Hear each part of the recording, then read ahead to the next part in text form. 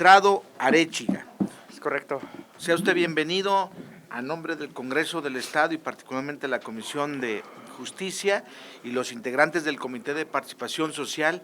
Le damos la bienvenida. Vamos a desahogar esta etapa que establece y prevé la convocatoria de la cual usted está participando para ocupar un cargo de magistrado del Supremo Tribunal de Justicia. De acuerdo al diseño que hemos construido, le vamos a conceder 2-3 minutos para que nos haga el favor de exponernos de manera objetiva algunas características o propuestas de su plan de trabajo, razones por las que está participando. Tiene usted el uso de la palabra. Gracias. ¿Sí funciona? Sí. Así, se está grabando, lo están. Perfecto.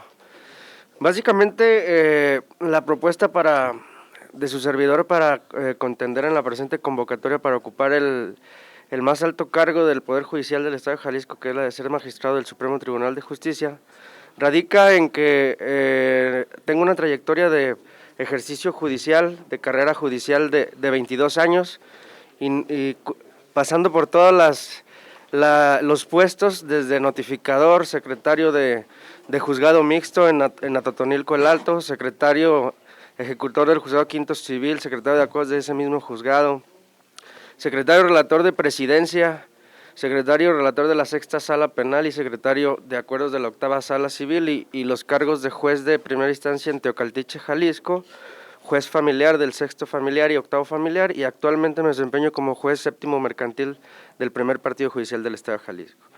Mi propuesta, de acuerdo a la reforma constitucional que deriva de la sentencia emitida por la Corte Interamericana de Derechos Humanos, en donde México fue condenado con motivo del caso de Rosendo Radilla, y que permeó dicha sentencia para dar una reforma en el 2011 a la Constitución General de la República, es que el control difuso de la constitucionalidad ya debe aplicarse por parte de los jueces de los estados de la República y magistrados. En nuestra ley orgánica del Poder Judicial del Estado tenemos un artículo que poco se ha hecho uso del mismo para generarle seguridad jurídica al gobernado con la emisión de nuestras sentencias, y que es, al igual que el Poder Judicial Federal, la emisión de jurisprudencias por parte del Pleno del Supremo Tribunal de Justicia, que si ustedes consultan en los anales del Supremo Tribunal de Justicia existen cuando mucho unas 10 jurisprudencias. Entonces la temática es que los gobernados, cuando apelan alguna resolución de nosotros de primera instancia, alguna de las salas le puede tocar a la que sea de acuerdo al turno electrónico y aleatorio, pueden salir sentencias contradictorias, y eso es normal porque es una actividad humana en donde muchas veces podemos disentir de los criterios de nuestros compañeros. Pero el gobernado no tiene por qué sufrir las consecuencias de nuestros disentimientos como funcionarios judiciales. Entonces, para darle seguridad jurídica y acatar la Constitución en el control difuso de la constitucionalidad, yo propondría al momento de llegar a ser afortunado para merecer el cargo de magistrado, que hagamos efectiva lo que existe en nuestra ley orgánica y emitamos jurisprudencia en relación a las contradicciones de criterios que tenemos al emitir sentencias en segunda instancia.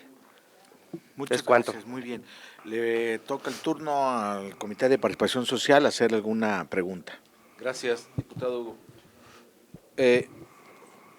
Maestro Fabián, primero, felicidades, está usted en el rango superior de las y los evaluados, muchas tanto gracias. por Ceneval como por el Comité de Participación Social.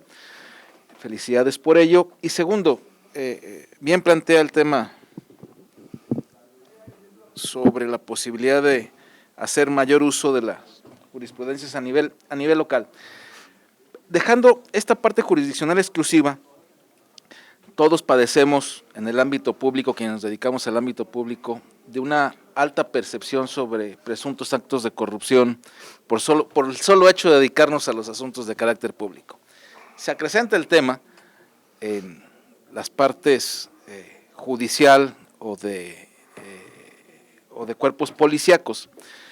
¿Cómo hacer para disminuir, no digamos la percepción, sino en muchos casos razonablemente sustentados las presunciones de hechos de corrupción en el Poder Judicial, que creo que es una carga importante que tiene el Poder Judicial en este momento? ¿Cómo hacer para disminuir ello? teniendo en cuenta que no basta con buenas personas y con un entramado constitucional y legal que se ha ido construyendo al paso de los últimos 20 años, ¿qué falta para poder empalmar este tema? Adelante, tiene usted la palabra. Gracias. Como bien lo menciona usted, existe una alta percepción de la sociedad de que existen altos niveles de corrupción al interior del Poder Judicial del Estado de Jalisco. Obviamente, cuando uno emite una sentencia, va a ser condenatoria o absolutoria, en la materia que quieras, familiar, penal, civil, mercantil. Entonces, el que pierde siempre mantiene una percepción de inconformidad y de corrupción. Entonces, yo creo que la capacitación y el profesionalismo de nuestro personal, esa es una. Garantizar la autonomía e independencia de los poderes judiciales con motivo de la reforma de 1994, cuando se dio toda la reforma desde el Poder Judicial hasta el Poder Judicial, los poderes judiciales locales. Y como ya se ha hecho actualmente el presupuesto constitucional que se ha aprobado, eso va a garantizar que las percepciones de los funcionarios judiciales, y no hablo de los altos cargos como nosotros jueces o magistrados, hablo del personal de más bajo rango, porque el personal de más bajo rango es el que a veces labora más y gana menos. Entonces eso parece injusto y eso también da pie a que la gente se corrompa y que reciba lo que nosotros conocemos como dádivas para agilizar un trabajo, un trámite, y que ya no tiene por qué ser así. Ya estamos implementando el juicio en línea, lo que va a facilitar a los abogados postulantes la recepción de sus asuntos, agilidad en los trabajos, y entre menos contacto tengamos, que eso no es tampoco bueno, pero entre menos contacto tengamos con la gente que pretende corromper, porque suele suceder que pretende corromper al funcionario judicial, es más garantizar la anticorrupción. Y finalmente, hacer efectivo lo que establecen las leyes de transparencia. Si al momento hay que emitir nuestra sentencia, el gobernador tiene que saber cuándo va a ser su audiencia, que puede estar presente o no puede estar presente, que puede estar asistido de un abogado, y que la emisión que se haga de la sentencia se haga de viva voz, como viene la reforma de todos los procedimientos de oralidad. Entonces ya nomás el engrose que se conozca con motivo de la redacción y el perfeccionamiento de la impartición del derecho. Muchísimas gracias. Bien. Toca al diputado Enrique Velázquez.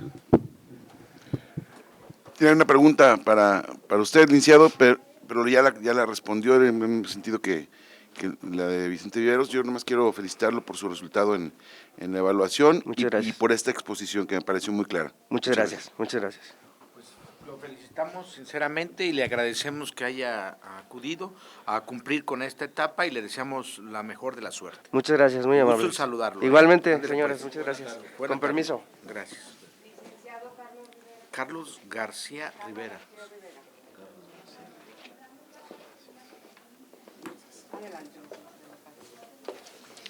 Licenciado Carlos, tome usted asiento. Gracias. A nombre del Congreso del Estado y particularmente la Comisión de Justicia y también el Comité de Participación Social, le damos a usted la bienvenida para desahogar esta etapa de la convocatoria de la cual usted está participando para ocupar una de las vacantes de magistrado del Supremo Tribunal de Justicia.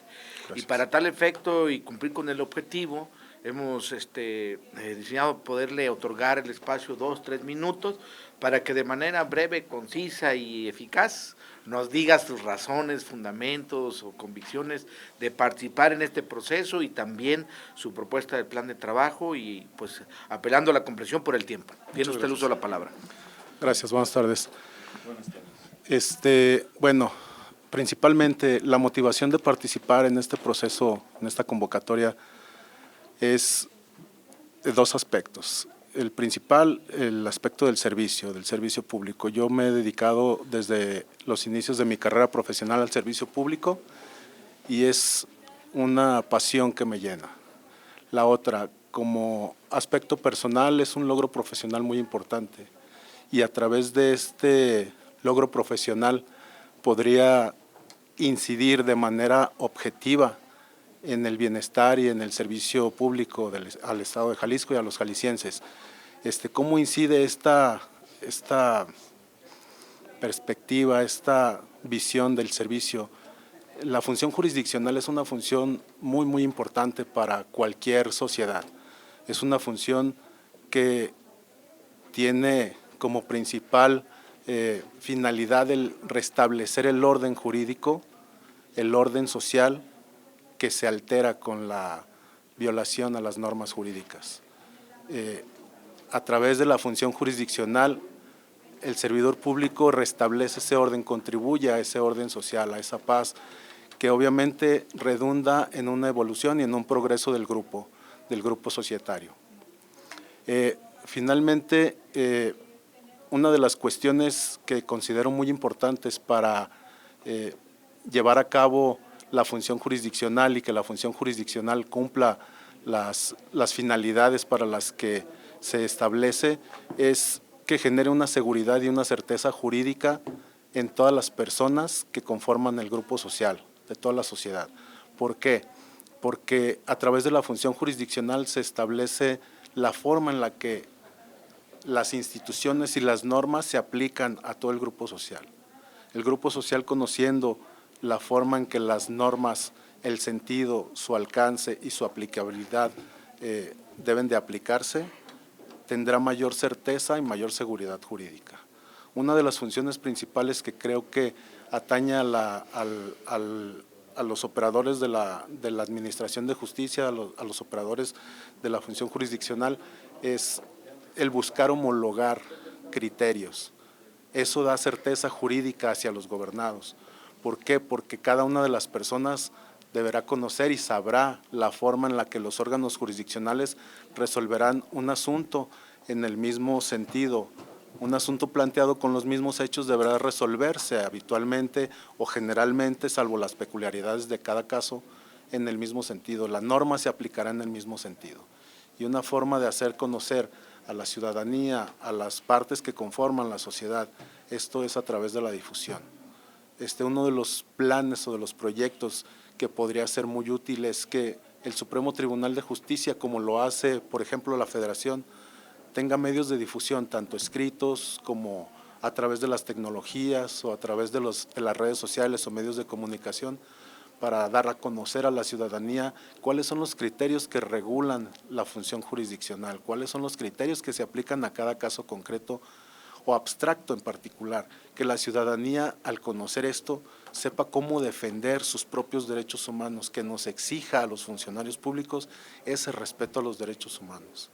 Es una de las principales funciones que considero atañen al Supremo, a la función del Supremo Tribunal de Justicia a través de la función jurisdiccional. Muy bien. Le toca, licenciado Viveros. Gracias. Muchas gracias por la clara exposición, tratando de ser breves en la respuesta por obviedad del tiempo. ¿Cómo hacer para inhibir la presunción de actos de corrupción en el Poder Judicial, en un esquema en el que todos los que nos dedicamos al ámbito público cargamos de entrada ya con una percepción social compleja en este tenor, más aún en el aspecto de impartición de justicia? ¿Por dónde caminar en ese sentido? Yo creo que el tema de poner a los operadores de la Administración de Justicia en tela de juicio ha sido una práctica común, y obviamente la ciudadanía tiene derecho a que sus operadores jurídicos, sus operadores jurisdiccionales estén sometidos a este tipo de controles. Yo creo que en principio una de las principales acciones que debemos tener en cuenta es el de brindar a los operadores jurídicos cierta protección en cuanto a esas influencias externas. Hemos visto casos recientemente en las que las partes o grupos sociales atacan a los órganos o a los juzgadores propiamente sobre temas que están tramitándose, que todavía están subjúdices, que están pendientes de una sentencia. Y creo que esa es una cuestión que de una o de otra forma influye o podría influir en el ánimo del juzgador. Sin embargo, desde el aspecto externo o institucional, considero que los juzgadores también debemos estar o deberíamos estar bajo ciertos escrutinios, sobre ciertos controles para controlar la misma función jurisdiccional y no controlarla propiamente, sino que tener cierta transparencia. Una de las principales acciones que yo proponía para el trabajo jurisdiccional era la difusión, y otra es, y precisamente en relación a esa, y creo que también atañe a la cuestión de que los juzgadores estén bajo cierta visión o escrutinio de la sociedad, es que la misma sociedad conozca quiénes son los operadores jurídicos. ¿Para qué? Para que de esta forma también advierta la forma en la que estos se conducen, en las que los juzgadores se conducen tanto en la vida pública como en la vida profesional, en su función jurisdiccional. Muy bien. Toca el turno al diputado Enrique Velázquez. Gracias. Sí, bueno, yo aquí como hizo Vicente con la licenciada de la Comisión de Derechos Humanos, yo tengo amistad con el licenciado Carlos desde hace muchos años, y nada más quisiera, a mí me pareció muy clara tu exposición, y nada más quisiera reconocerte el resultado que tuviste en Ceneval, licenciado, y tu preparación en tu carrera, la conozco y te felicito por participar. Muchas gracias. Muchas gracias por estar aquí, cumplir con esta etapa y le deseamos la mejor de las suertes. Gracias, agradezco la atención. No, pues gusto en saludarlo, Gracias. Alfredo Rizo López.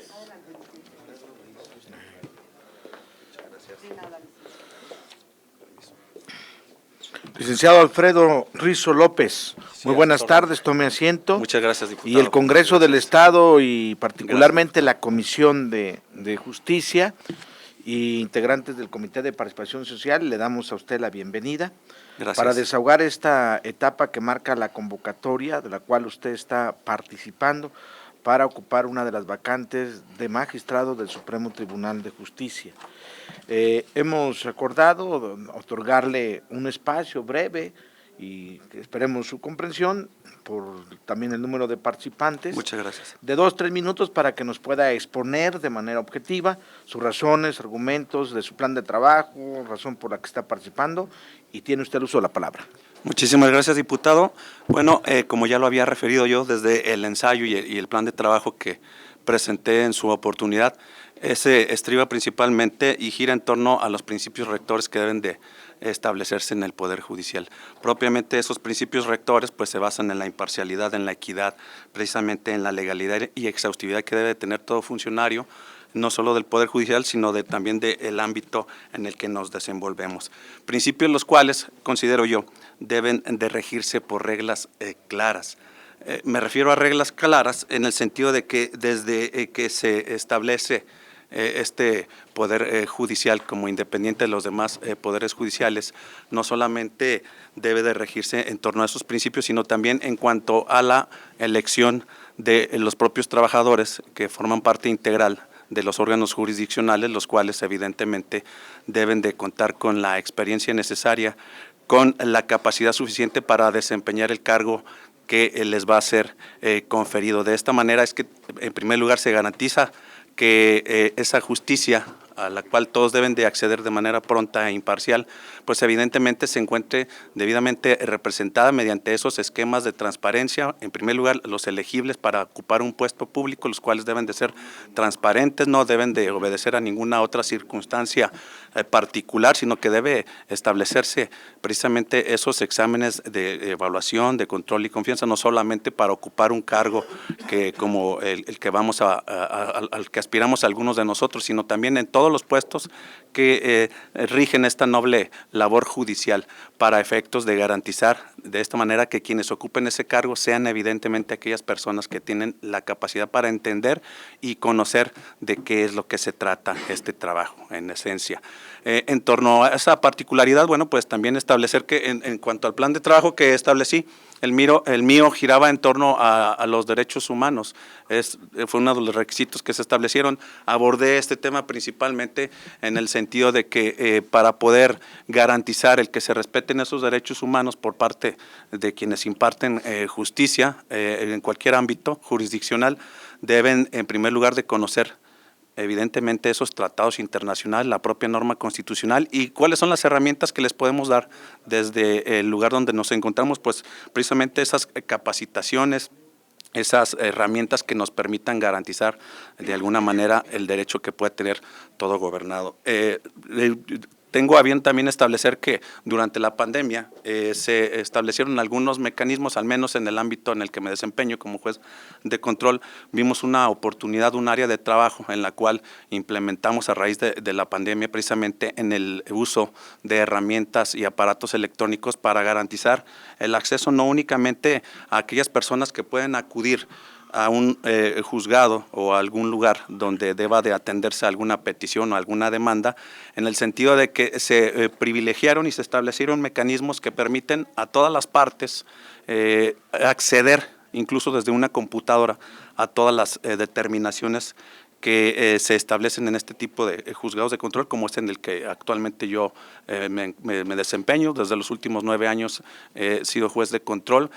Repito, esas herramientas me permitieron llevar la justicia incluso a municipios donde quizás hasta el hecho de que se les lleve o se les notifique para que tengan alguna citación en el juzgado, la cuestión económica es una cuestión que pasa por desapercibida por algunas de las autoridades, más sin embargo, esta herramienta sí garantiza que aquellas personas que no tienen incluso para pagar un pasaje, para trasladarse a ese lugar, a ese centro de justicia, pues se lleve a cabo mediante este ejercicio, privilegiando de esta manera que sean estas personas las que tengan esas herramientas, el uso adecuado de esos medios electrónicos en la medida que así se permita, dependiendo de cada caso y cuando las circunstancias también queden debidamente establecidas. Esto es una manera que se ha al menos implementado en los tribunales o en el juzgado en el que me encuentro, y actualmente, al margen de que, pues si bien es cierto, ya no existe la pandemia, se da el acceso, al menos por mi parte,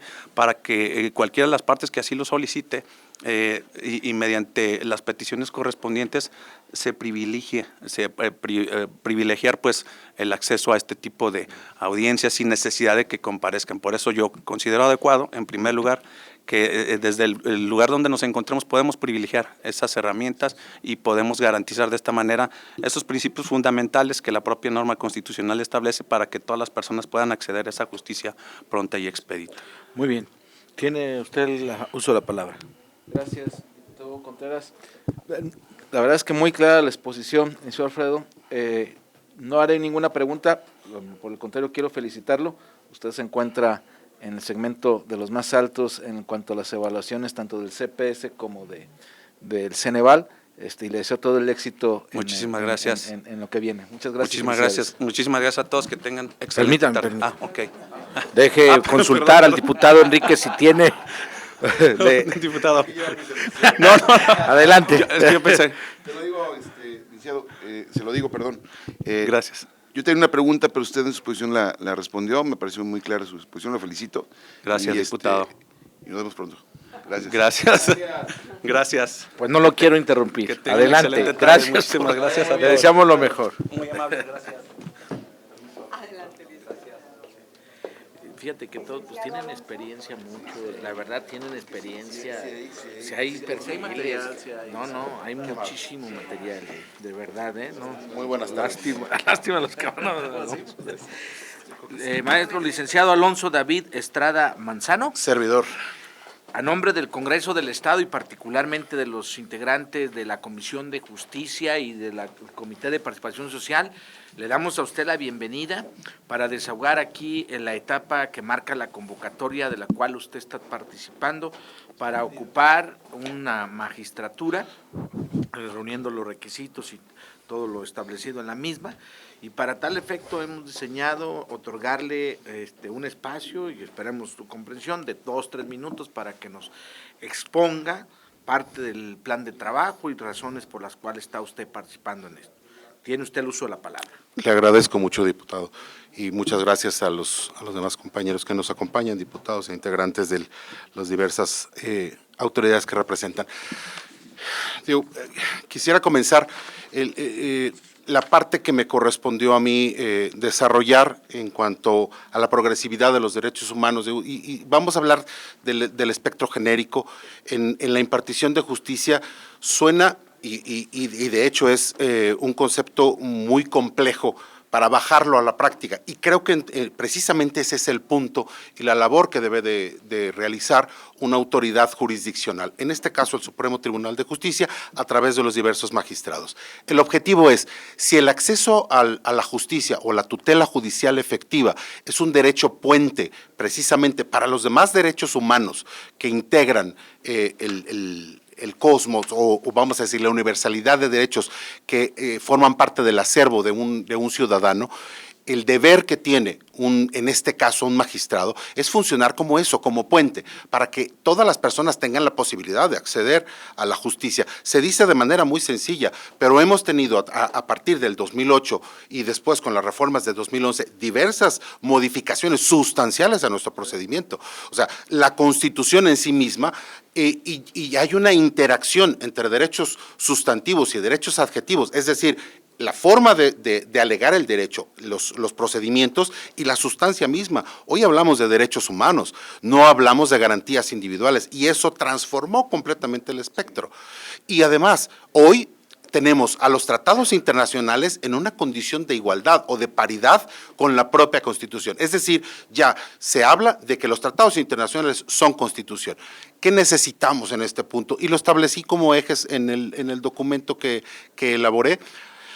Dentro de la participación, es la capacitación es uno de los ejes, es decir, que todos los integrantes del Poder Judicial tengan la capacidad, jueces y magistrados, de conocer estas modificaciones. Yo les puedo decir, en lo personal, como abogado, me formé con un principio diverso o una estructura de concepción diversa a la que hoy tenemos. Nos formamos a partir de lo que consideramos el principio de legalidad, lo que dice la letra de la ley o la Constitución. Hoy no es así. Hoy tenemos, hoy soy juzgador, soy el juez 19º oral mercantil, y como tal tengo que aplicar distintas disposiciones, interpretando a través de filtros a partir de lo que establece el artículo 1 de la Constitución, donde se hace una interpretación conforme, una tutela de los derechos de las personas que están compareciendo, los justiciables, a solicitar justicia, y tenemos que pasar distintos filtros, y son eso, no nos obligan. Sí, el principio por persona, se habla como si fuera una imposición. No, es una manera de entender. ¿Qué resulta? Lo más benéfico. Puedes desaplicar criterios, efectivamente, pero para ello, y por eso vuelvo a insistir en el eje, necesitamos saberlo, hay que capacitarnos, saber cómo entender, porque no es lo mismo comprender conceptos judiciales, comprender conceptos normativos, que aplicarlos en una resolución, que dictar una resolución y entender de tal manera el derecho que pueda uno resolver una controversia. Ese es el primer punto. El segundo eje, para lograr ese objetivo necesitamos hacer accesible la justicia. Hoy soy testigo de esa parte al formar parte, valga la redundancia, de un juzgado mercantil oral, de la sencillez de un procedimiento. Alguna vez cuando fui litigante y manejé los asuntos de materia mercantil en un sistema tradicional, los asuntos tardan 2, 3, 4, 5 años. Hoy hay asuntos que se están resolviendo en 4 meses en un sistema oral, que tiene toda la infraestructura hecha para que el proceso sea sencillo y accesible. Hoy soy uno de los juzgados que tiene a su cargo en materia mercantil oral los juicios en línea, y sí funcionan. La gente puede acudir a justicia sin siquiera presentarse en el juzgado. Salvedad hecha, si me están demandando la acción mercantil ejecutiva, la cambiaré directa, los requiero para que me exhiban el pagaré, para poder verificar que sí existe efectivamente el título de crédito. Pero fuera de ello, todo lo demás es en línea. Tenemos que hacer todo ello, toda la infraestructura, para que los sistemas, efectivamente, en materia familiar, en materia civil, en materia mercantil tradicional, ya se vuelvan de manera oral, como lo es el penal y como lo es el laboral, para hacerlo accesible a la gente. ¿Dónde está el quid? La firma electrónica. Es un show sacar la firma electrónica. Necesitamos establecer mecanismos paralelos que van alrededor de esta dinámica para poder facilitar el acceso, que la gente lo conozca. Les puedo decir que del volumen de asuntos que tramitamos en el juzgado, es el 80-20, 20%, menos de 20 son electrónicos, todos los demás son normales. ¿Por qué? Porque los abogados no quieren sacar la firma electrónica. Entonces, efectivamente, vuelvo al punto, ¿cómo garantizamos la progresividad de los derechos humanos? A través de mecanismos eficientes. Capacitar a los juzgadores, jueces y magistrados en materia constitucional, efectivamente, para que tengan un conocimiento pragmático. Teoría podemos hablar toda la tarde aquí, pero saber resolver con una perspectiva adecuada, constitucional, haciendo el acote correcto, no es tan sencillo. Sí requiere de capacitación, sí requiere de práctica constante. Segundo, hacer accesible la justicia a los justiciables, valga la redundancia. Muy bien. ¿Alguna pregunta, diputado? Vamos a ceder el uso de la palabra al Comité de Participación Social. Le agradezco mucho. Yo la verdad no haré ninguna pregunta, solamente quiero agradecerle la claridad del primero constitucional, se lo hizo a alguien que no es abogado, Gracias. y llevarlo, o esforzarse por llevarlo a la practicidad. Porque en efecto, no es sencillo el tema, sin embargo, el primero de la Constitución, a partir de la reforma de 2011, da elementos teóricos que en efecto falta bajar a la práctica, pero lo tiene usted muy claro, y en nuestra evaluación del CPS también lo felicito, es de nuestro segmento superior. Agradezco Agradezco a usted su opinión. la claridad de su participación. Entonces le cedemos al diputado Enrique Velázquez. Muy claro, licenciado, la verdad, tu posicionamiento desde la perspectiva de los derechos humanos. Le agradezco.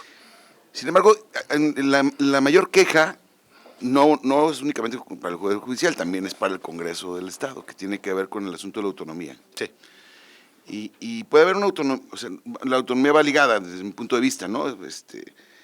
Una autonomía orgánica, una autonomía presupuestal, que ya con el presupuesto constitucional se pretende que eso pudiera generar otras condiciones para no tener que ir a ninguna ventanilla a estar dependiendo de los recursos, y eso me parece que es un avance. Sí, claro. Ha habido avances, en Jalisco, comparado con otros estados, ha habido avances importantes, sin embargo, sigue habiendo en la percepción el tema de la corrupción, pero particularmente de la falta de independencia. La corrupción la podemos discutir de muchas formas, pero la falta de independencia. ¿Cómo podríamos lograr esa autonomía o independencia orgánica y funcional? Ya hablamos de la presupuestal, del Poder Judicial, y en algo que yo creo que se resumen en algunos dos conceptos, esos conceptos se pueden resumir en base a, yo tengo una opinión, sí, pero en base a su experiencia, sí, porque usted tiene una carrera judicial, ¿cuál sería la forma? Mire, fundamentalmente, para poder garantizar el acceso a la justicia, el artículo 17 de la Constitución habla precisamente de ello, de la autonomía del Poder Judicial. Y volvemos al punto, dogmáticamente pues se escucha muy interesante, ¿no? Creo que es fundamental el cambio que acaba de tener la estructura, la relación de poderes al permitir al Congreso, el Congreso del Estado, el Gobierno del Estado, al Poder Judicial, generar esa libertad patrimonial. Creo que a partir de ahí podemos empezar a construir una relación diferente. Hablar más allá de esos puntos, pues podemos analizar la ley orgánica del Poder Judicial y vamos a encontrar que está garantizada desde la propia Constitución el ejercicio de los jueces, desde la propia Constitución Federal se establece la libertad. Creo que si no teníamos la capacidad presupuestal como Poder Judicial, no había siempre había la posibilidad, voy a decirlo de manera inversa, de alterar una determinación o de influenciar una determinación. Es indudable que el ejercicio de la jurisdicción, como cualquier otro, como la propia creación de leyes o la labor del Ejecutivo, siempre está inmersa en la posibilidad de involucrar intereses, ya no digamos de diversos dos poderes, poderes sociales, poderes económicos, poderes religiosos o cualquier otro factor que es determinante. Depende mucho volvemos al punto, es un tema educacional, como lo sería la corrupción, estamos hablando posiblemente de un tráfico de influencias, es un tema educacional. Tenemos que darle la posibilidad a todo servidor público, incluidos jueces y magistrados, de acceder a elementos de capacitación, de conocimiento, culturización, donde se adquieran valores, porque al final acaba siendo, diputado, una decisión. Si me involucro o no me involucro, si esto es suficiente para hacer la labor que se tiene dentro de la jurisdicción de impartir justicia es tan valiosa como la del legislativo, como la del ejecutivo, y siempre va a estar inmersa en algún tipo de presión, porque siempre hay una parte afectada. He tenido la oportunidad, si pueden verificar mi currícula, de trabajar tanto en las entidades, en la administración pública municipal, estatal, en organismos autónomos. Sí he trabajado en distintos puntos. Y eso me deja con toda claridad la certeza de lo que comento. Siempre hay dificultad, pero es la decisión del propio funcionario el poder tomar la determinación correcta, que en este caso es la de impartir la justicia que corresponde, ¿no? Darle la razón a quien la razón le ocurre. ¿Por qué? Porque usted ya lo dijo, el aspecto patrimonial está asegurado, el aspecto orgánico o normativo está ya normado. De una u otra manera, lo que sigue es la consecuencia lógica, que la propia gente crezcamos en ese proceso y nos acostumbremos. Así como se mencionó, los nuevos criterios constitucionales, no crecimos con ellos, pero tenemos que abrazarlos y hacerlos propios y aplicarlos. No sé si respondí su pregunta. Muchísimas gracias, licenciado. A usted. Pues le queremos agradecer su participación y le deseamos el mejor de los éxitos. Le agradezco mucho, diputado. Que tengan ustedes muy buena tarde. Una servilleta, ¿no?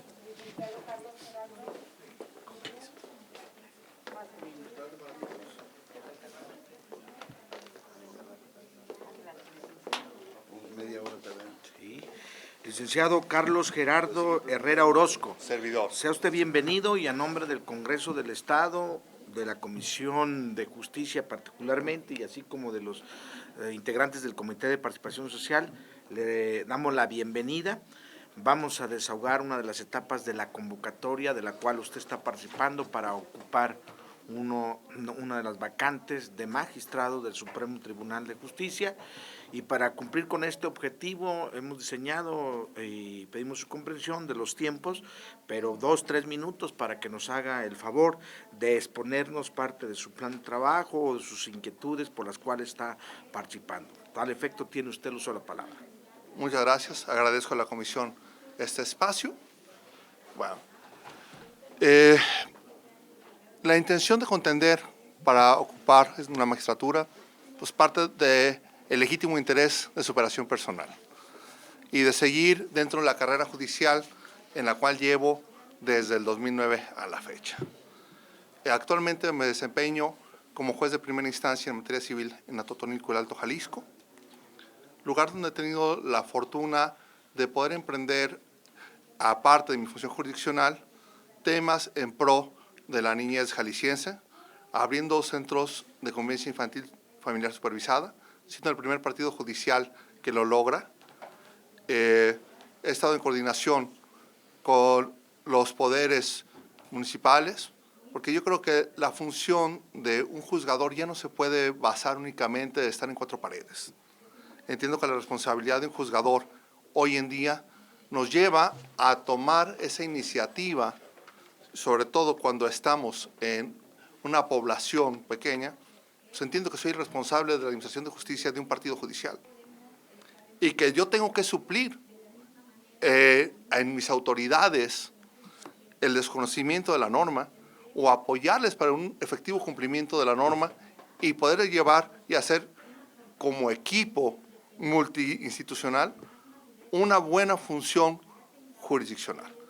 Aparte de ello, soy docente en la Universidad de Guadalajara, tengo el grado de doctor, sigo trabajando en mis temas de investigación, han cambiado radicalmente por el tema de la niñez, y creo que existe un área de oportunidad extraordinaria en este momento para que los juzgadores tomemos un papel más participativo en la vida pública en pro de un mejor desarrollo de la justicia y una impartición pronta y expedita. En este tema, hablando del tema de derechos humanos, pues bueno, ahorita yo creo que el tema principal, sobre todo juzgados foráneos como es el mío, en que el 80% de nuestros casos son materia familiar, pues el tema de la niñez es un tema extraordinariamente relevante y que nos da un campo de acción enorme, tanto para mejorar, y tenemos unas áreas de oportunidad que creo que tendremos que tomar mayor participación todos. De ser electo en esta segunda etapa, creo que podría tener un poco más de apoyo, un poco una posición que me permitiría seguir trabajando con mayor ahínco en estas proyectos en esta facilitación para llevar la justicia para niños y niñas. Pongo un ejemplo de los casos que me ha tocado. Tuve la fortuna de tener por primera ocasión, en el caso de una restitución internacional de un menor, poder lograr tener una audiencia conjunta México-Estados Unidos para determinar el traer o no traer una menor que estaba allá, evitándonos temas que hubieran ocasionado mayor perjuicio al menor, tiempos, espera. Entonces, hay un área de oportunidad tremenda en tema de derechos humanos, en pro del interés superior del menor, y creo que desde esta trinchera podré tener mayor participación para seguir trabajando en pro de la niñez jalisciense. Muy bien. Le concedemos el uso de la palabra al Comité de Participación Social. Muchas gracias.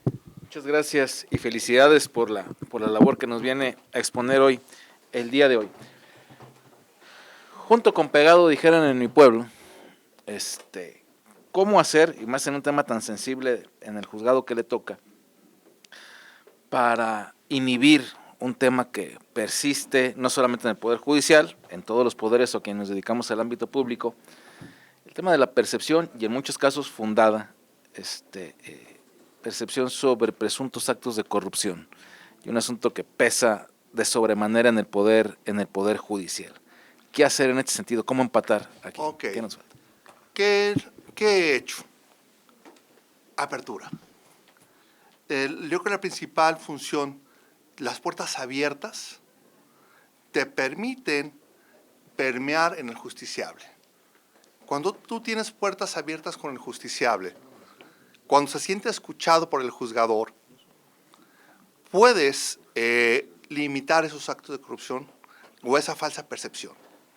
Cuando se sientan contigo, ven el expediente, les platicas cómo es un proceso y que cómo se trabaja, cómo son los tiempos. Cuando explicas todo ese proceso, transparentas tu función jurisdiccional. Y al transparentar y poner juntos sobre las sillas, pues la percepción social cambia. Afortunadamente he podido lograr eso en mi partido judicial y creo que se puede lograr en otros ámbitos. Muchas gracias. Le concedemos el uso de la palabra al diputado Enrique Velázquez. Muchas gracias. No, yo nada más agradecer la comparecencia de mi estimado licenciado. Me pareció muy claro el asunto, la agenda que traes, y en tu plan de trabajo que explicas muy bien acerca del principio de progresividad. Entonces, yo creo que ya lo desarrollaste de manera adecuada, y agradecerte, felicitarte. Muchas gracias. Muchísimas gracias por estar cumpliendo una de las etapas que marca la convocatoria, y le deseamos el mejor de los éxitos. Buenas tardes. Pues, muchas gracias, muy agradecido. Permiso. Hasta luego. Permiso. Gracias.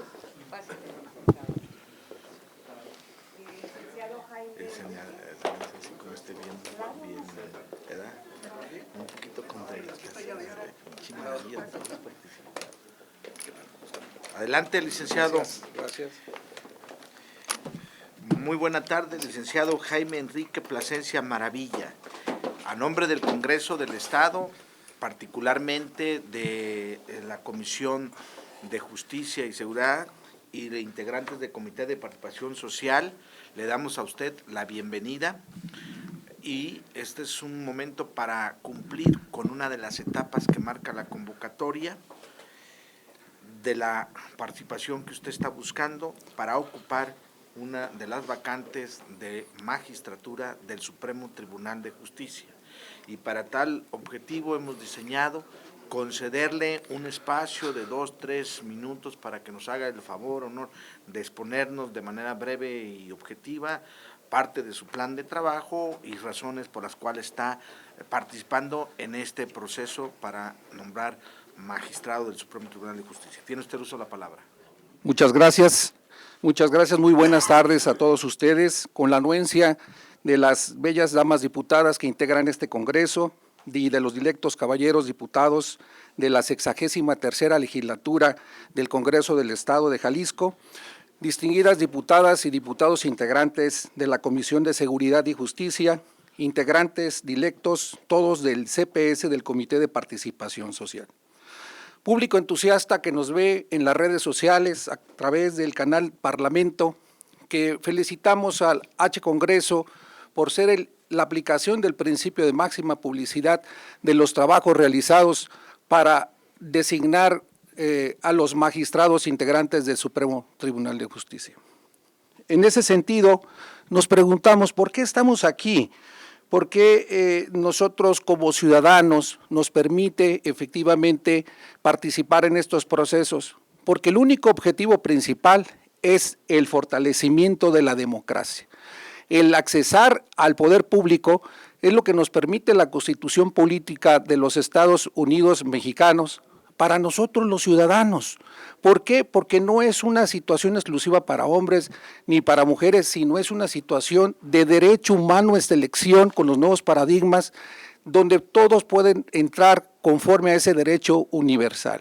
Es por ello que en mi calidad de abogado de 30 años de experiencia, van a decir, bueno, ¿cuál es el sentido? ¿Qué es lo que quiere el CPS? Pues quiere entender cuál es la idoneidad que puede tener ese candidato, cuál es lo que necesita el propio Congreso, pues saber si es idóneo o no, si cumple con los requisitos, pero que sea ciudadano.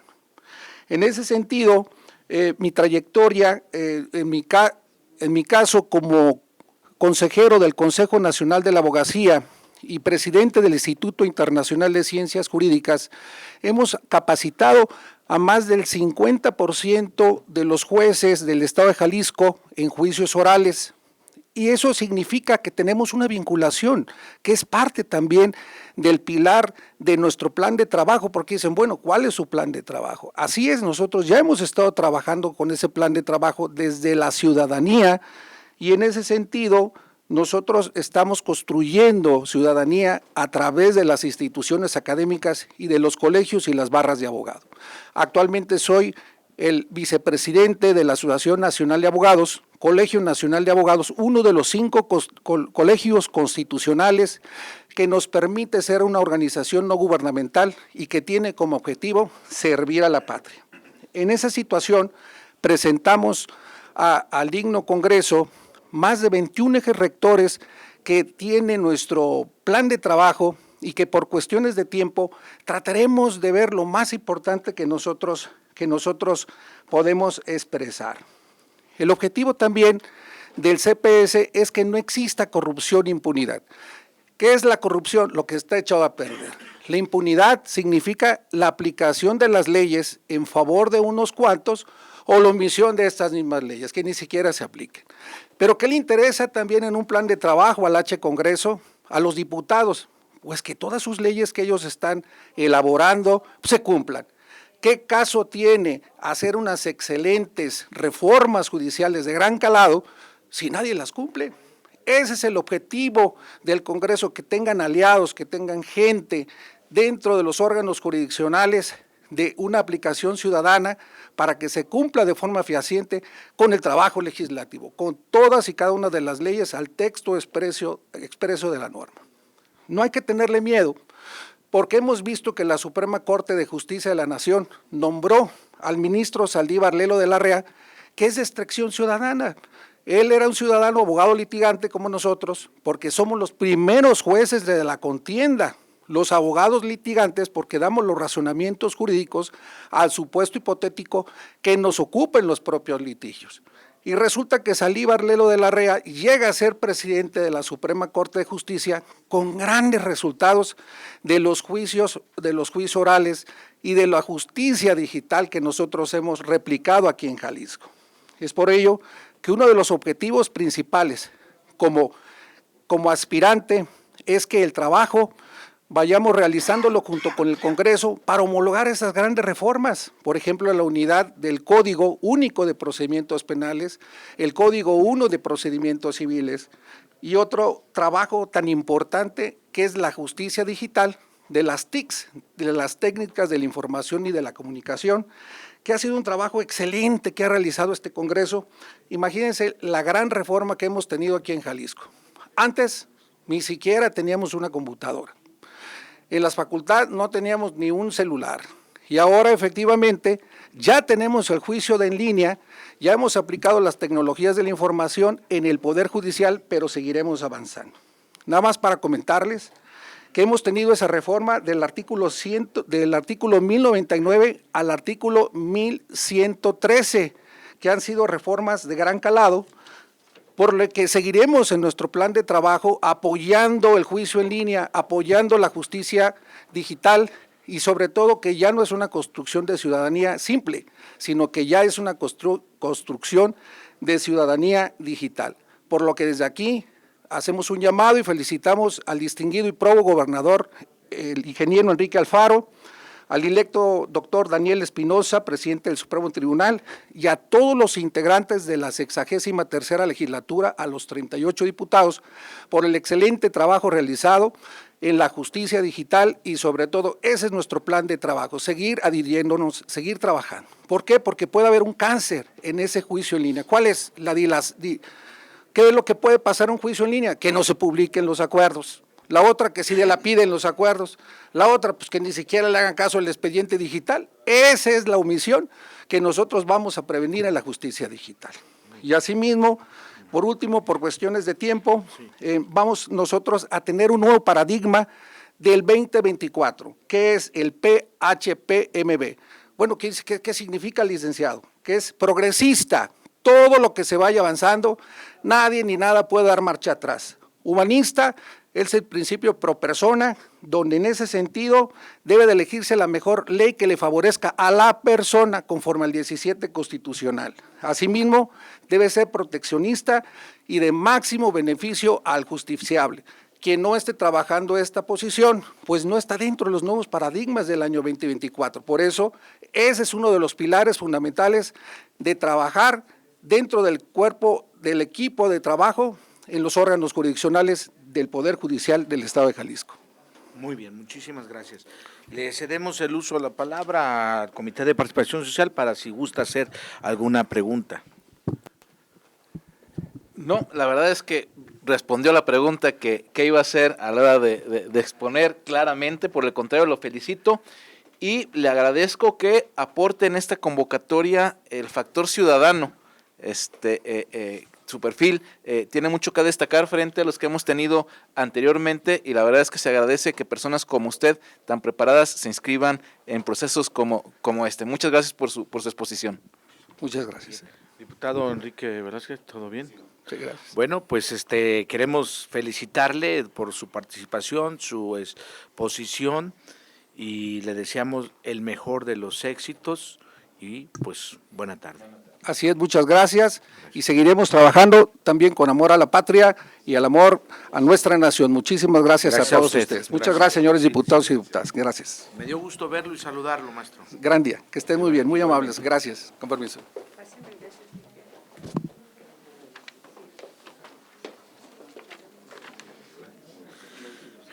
Juan Carlos Alejandro Robles Rodríguez.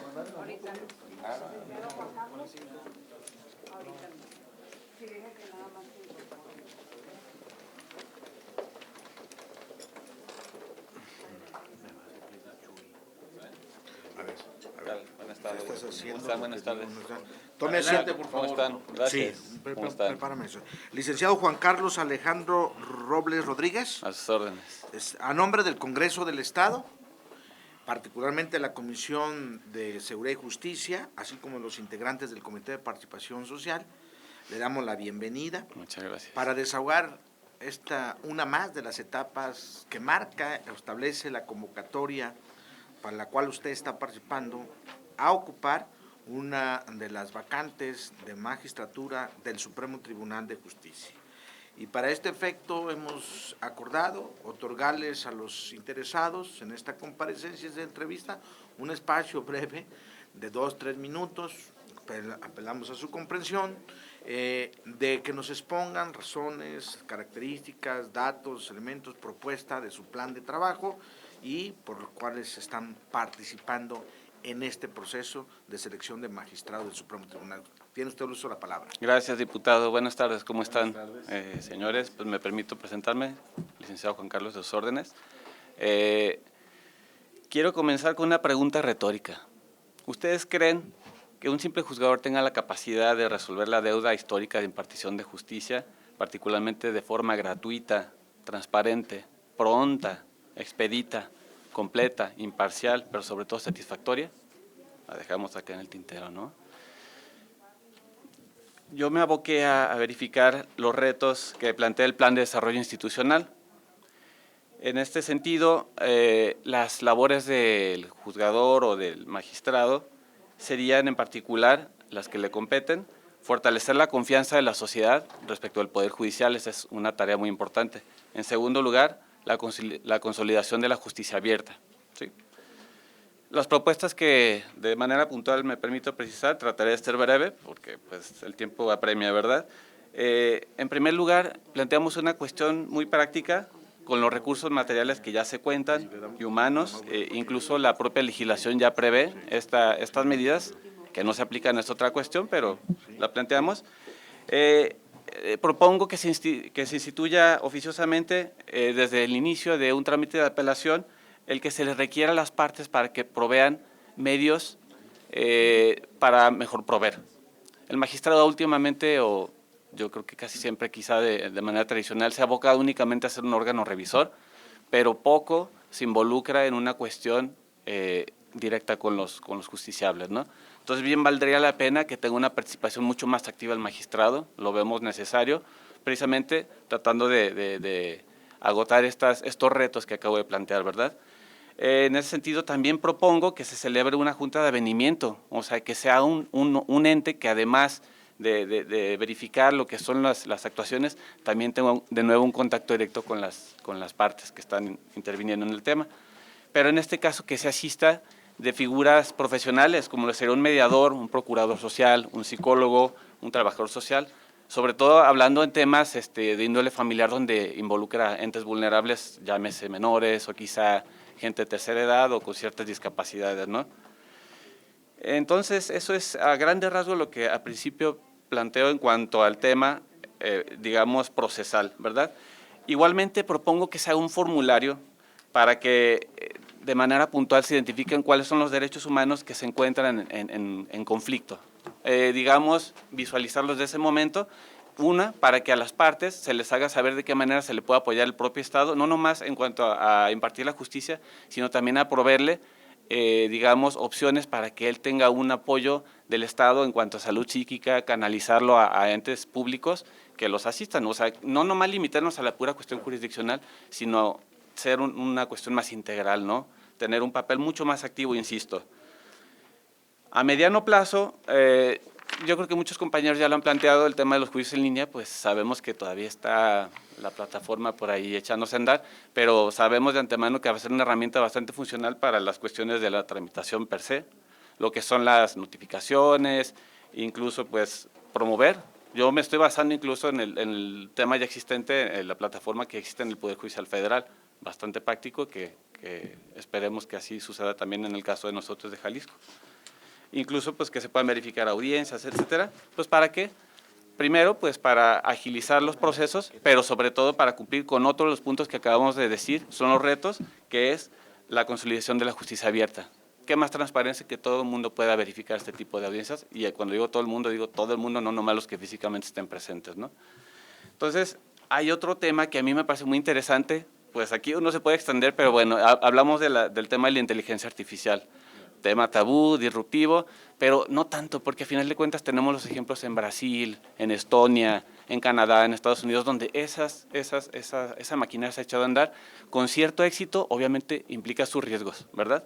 Entonces, a final de cuentas, pues vale la pena echar mano de esas herramientas para el tema de la carga laboral en primer lugar, pero sobre todo para permitir al juzgador tener la plenitud de concentrarse en la aplicación de los derechos humanos de las personas. No distraernos, digamos, en la forma, pero sí en el fondo, que es lo que más interesa. Si de verdad queremos abonar a una justicia social, ¿verdad?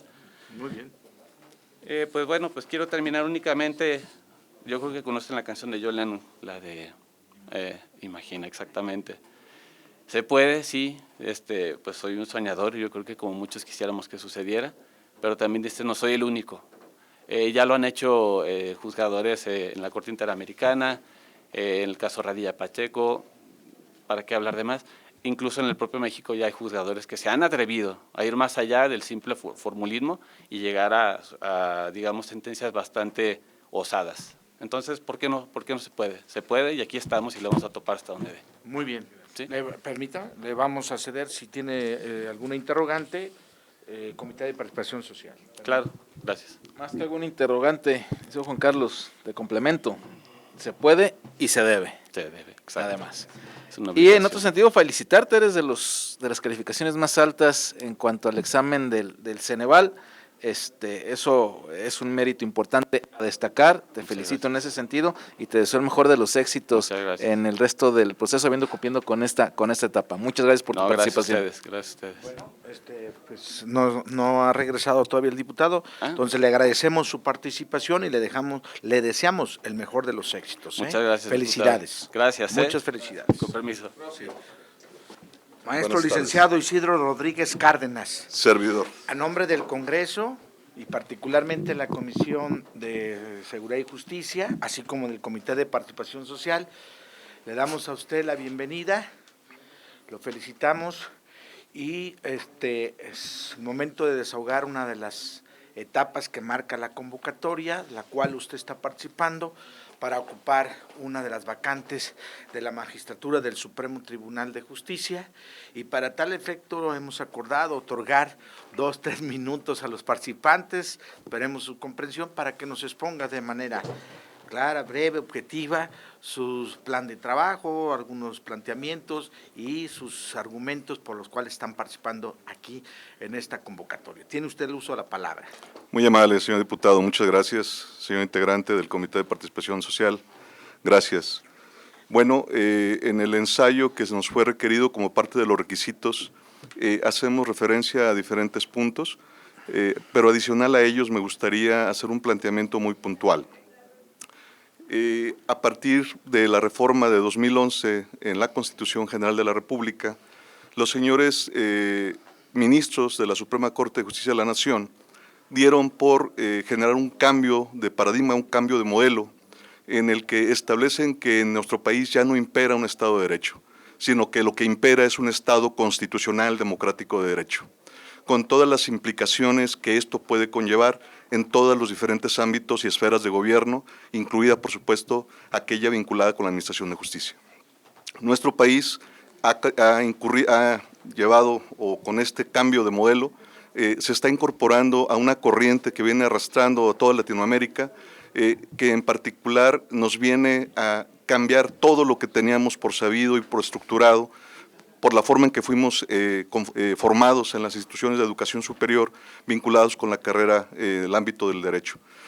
Bajo esa perspectiva, me gustaría enfocar la presentación principalmente con el tema de la tutela judicial efectiva, como aquella aspiración a la que deben de poder tener acceso todos aquellos gobernados, todos aquellos particulares que deseen que el Estado les administre justicia, más allá de que sea una administración pronta y expedita, sino que sea una justicia eficiente y eficaz, que cumpla con todos sus cometidos y que las personas que reciben este tipo de administración queden en lo que cabe satisfechas por la labor que desempeñen aquellos encargados de administrar justicia, los operadores, en particular jueces y magistrados. Bajo esa visión es que en mi planteamiento y el programa de trabajo que planteo implica todo un tema de capacitación donde se tomen en cuenta de manera adecuada los protocolos de actuación que ha definido la Corte para todo lo que implica la tutela de derechos humanos o de derechos fundamentales. Por supuesto, implica llevar a cabo una amplia capacitación de argumentación jurídica a efecto de hacer explícita la forma en que los jueces y los magistrados resolvemos o resuelven los casos concretos sometidos a su jurisdicción. Y por supuesto, donde sea requerido o en la medida de lo posible en todos los casos, generar una lectura sencilla o una lectura fácil de los casos sometidos a jurisdicción. Hablar de la innovación, pero no solo desde el punto de vista de la tecnología o de las herramientas tecnológicas, sino la innovación desde el punto de vista de la argumentación jurídica y de la adjudicación de derechos, que es uno de los puntos fundamentales que actualmente se están viendo en la Corte. Estimo que todos los tribunales del país, a nivel estatal, tendrían que tener un diálogo más allá del diálogo institucional que se recibe a través de las resoluciones con el Poder Judicial de la Federación, los tribunales locales tendrían que tener un diálogo más abierto, más directo en cuanto a recibir puntos de vista, posturas más claras que permitan a los jueces y magistrados locales entender los alcances de las resoluciones federales para poder resolver los casos sometidos a jurisdicción y llevar todo este tipo de esquemas que maneja la justicia federal a la justicia local. Por supuesto, hablar de la justicia digital como una necesidad. La pandemia dejó muy en claro que el Estado de Jalisco está muy rezagado en ese ámbito. Aplaudo las gestiones que ha venido haciendo el actual presidente del Supremo Tribunal, porque van orientados en ese sentido a vincularnos a la justicia digital, pero creo que hace falta profundizar en varios sentidos con este tema, para efecto de que para cualquier persona, no solamente para los entendidos, pueda entenderse como una justicia de acceso real. Y esto permitiría, desde mi perspectiva, también generar mayor certeza judicial. Certeza para aquellos a los que se administra justicia, que entiendan lo que puede entenderse o debe entenderse por Estado de Derecho y por administración de justicia, que ellos puedan saber el qué y el por qué se les da o se les niega la razón o el derecho en los casos sometidos a la jurisdicción.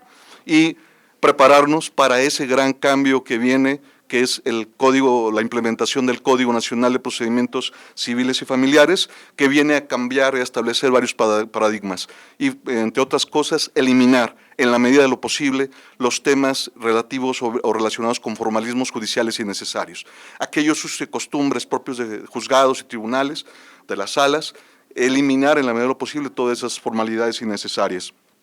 En tema de innovación, yo le puedo decir que en la experiencia de un servidor, estando en 2012 todavía como parte de una sala unitaria del Tribunal de lo Administrativo del Poder Judicial, entonces que forma parte del Poder Judicial del Estado, tuvimos la oportunidad de ser, si no el primero, uno de los primeros en llevar a cabo control de convencionalidad a casos concretos, permitiendo el acceso a la justicia a algunas personas que les estaba vedada en virtud de algunas leyes que en su momento impidieron el conocimiento de casos concretos. Tuvimos el privilegio de ser uno de los primeros en llevar a cabo esa función y por último señalar también que tuvimos la oportunidad de formar parte de la Sala Superior del Tribunal de Justicia Administrativa del Estado, ahora órgano constitucional autónomo, en donde tuvimos también el privilegio y el honor de suplir a un magistrado y poder resolver emitiendo voto y generando proyectos en más de 73 asuntos,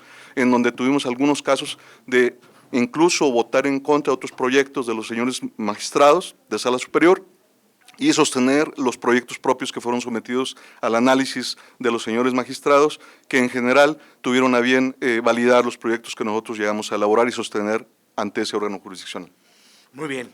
Le concedemos el uso de la palabra al Comité de Participación Social para que pueda plantear alguna pregunta. Gracias.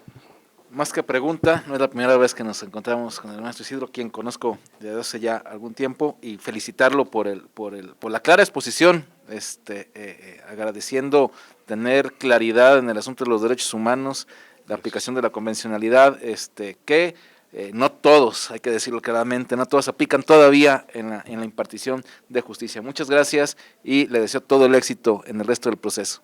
Muchas gracias, qué amable.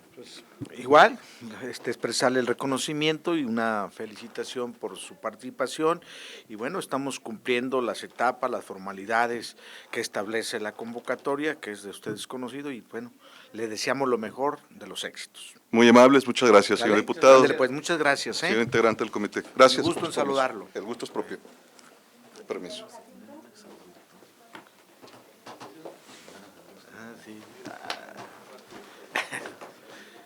Tome asiento, licenciado Jacinto Rodríguez Macías. Servidor y amigo.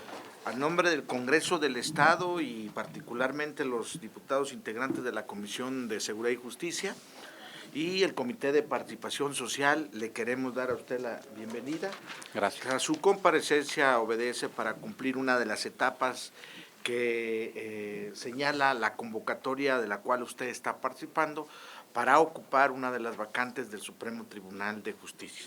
Para ese objetivo hemos establecido concederle primeramente el uso de la palabra por un lapso de 2-3 minutos, apelando a su comprensión por los tiempos, pero que usted nos pueda expresar sus razones, sus propuestas, su argumento, el plan de trabajo, las inquietudes con las que está participando e interesado en este proceso de nombramiento de magistrados. Tiene usted el uso de la palabra. Gracias. Pues sí, efectivamente, por respeto a ustedes y al tiempo de los demás. La propuesta es clara, concreta y sencilla desde mi punto de vista. No es nueva, es incidir en la transparencia y en la rendición de cuentas del Poder Judicial del Estado. No puedo decir que no se ha hecho nada, ¿no? Hay muchos avances suficientes, desde mi punto de vista, no. Se necesita mayor credibilidad y confianza de las personas en el Poder Judicial, no solo en los Poderes Judiciales del país. Y esa es, desde mi punto de vista, la herramienta, el derecho fundamental más eficaz. No tengo duda que esa es la ruta y es la manera de incidir en los órganos colegiados y también de manera unitaria para avanzar en ese tema, como lo acaba de hacer el Congreso del Estado hace unos días con una calificación de 100. Insisto, suficiente, no hay mucho por hacer. Indicadores de resultados no solo cuando se va a elegir un magistrado, tiene que ser permanente. Sentencias publicadas, sí, pero no es suficiente, tienen que estar abiertas. Hoy no podemos consultarlas porque hay un PDF que bloquea el contenido, el texto. Hay mucho por hacer en eso y tengo la certeza y tengo la seguridad que la ruta va por ahí. Insisto, no es una propuesta nueva, hay que incidir y hay que avanzar en ese tema. Muy bien. Le concedemos el uso de la palabra aquí al representante del Comité de Participación para que plantee alguna inquietud. Gracias. No plantearé ningún cuestionamiento a Jacinto y explicó la razón. Lo conozco desde hace varios años, él todavía con el cabello negro y yo y todavía con más cabello.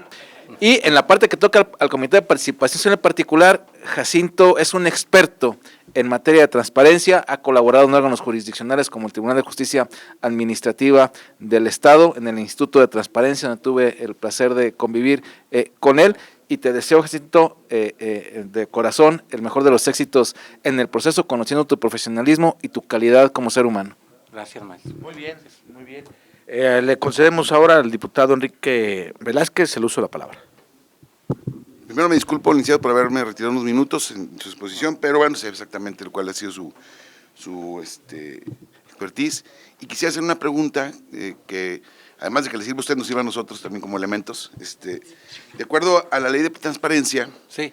Y acceso a la información pública, el Poder Judicial debe de cumplir con la publicación e información fundamental contemplada en el artículo 8. Sí. Y le especifica el artículo, ¿no? Lo que especifica el artículo. ¿Cuál es la información que a su criterio falta por definir para el Poder Judicial y por qué? Las sentencias tienen que ser realmente abiertas. Hoy un PDF no nos permite accesar a los ciudadanos al contenido real de la sentencia.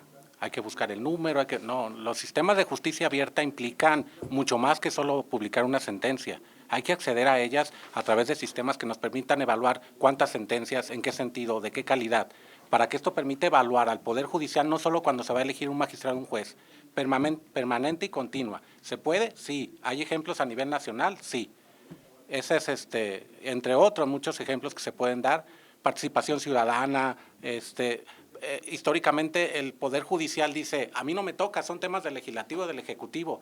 No, también te tocan, bajo el principio de justicia, máxima publicidad, busca la manera de que la transparencia se dé a través del Poder Judicial. Y como le decía hace un rato, sin duda es la mejor forma de generar la confianza de la gente, sin duda, y esa es la ruta, no tengo ninguna duda, por eso mi inquietud de incidir, aunque sea de manera unitaria, pero para incidir en un órgano colegiado, porque también un ingrediente, un elemento primordial es voluntad, como se tiene en las cabezas, en los órganos colegiados. Si hay voluntad, los demás temas de transparencia van a fluir, sin duda. Sí, ¿cómo? Perdón, tiene razón. Sin embargo, hay un artículo en un libro, este artículo es de Carlos Lubnitz, que efectivamente se ha abierto el tema de la transparencia en todos lados, todos los ámbitos, ¿no? todos los poderes, Sí. ¿no? Y se califica y todo eso, pero lo que él analiza es que esta apertura a la transparencia lo que ha hecho ha sido saturar a cuestiones que están en información fundamental. De todas maneras, la ley le obliga a entregarlo, Sí. aunque está en la página. Sí. Y que eso ha retrasado incluso la operación, y hay oficinas completas que se han dedicado más tiempo al tema de transparencia que a sus funciones sustantivas. ¿No cree usted que esto entorpece el asunto del trabajo del Poder Judicial, como lo dice Carlos Lubnitz? Disculpe mi respuesta, ¿eh? No, tiene razón. Creo que es un Yo pienso lo mismo que pretexto, usted. Es un pretexto. O sea, no hay duda. El exceso de trabajo, eso no afecta a la gente. Y es un trabajo y una obligación pública que se tiene todavía que avanzar. Respeto el punto de vista del autor, pero por ahí va la ruta desde No mi espera punto mal de vista. usted. De acuerdo. Sí. Pues reiterarle y las expresiones de felicitación y reconocimiento Gracias. a su trabajo y a su participación. Entonces le deseamos lo mejor y continuamos con las etapas de la convocatoria. Gracias. muy Gracias amable. a usted, Gracias a ustedes. Con permiso. Sí.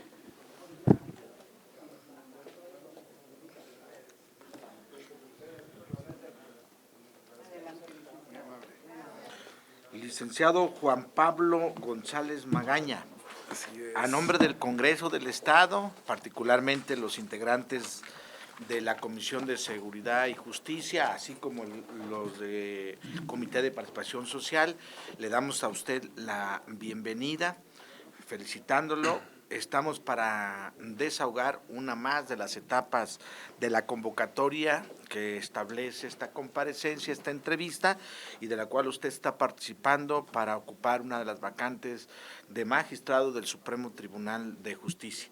Y para cumplir con ese objetivo, desahogar la entrevista, hemos acordado otorgarle 4 minutos. Con 2.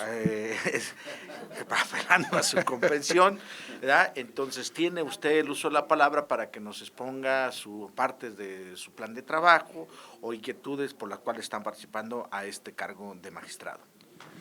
Bueno, ¿está prendido? Así Ok. Gracias por el tiempo, porque ya lleva un buen rato, voy a ser breve. Pues es la quinta ocasión, no hay quinto malo. Esperemos que ya pegue. Y bueno, primero porque me gusta la carrera judicial, me gusta el servicio público.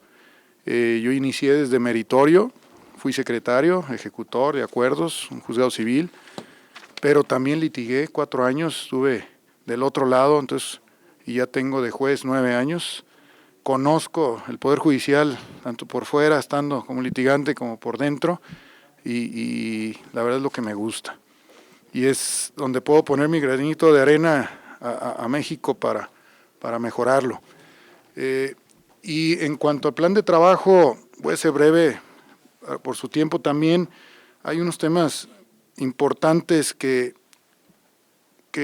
mejora los derechos humanos de los ciudadanos y de los mismos litigantes.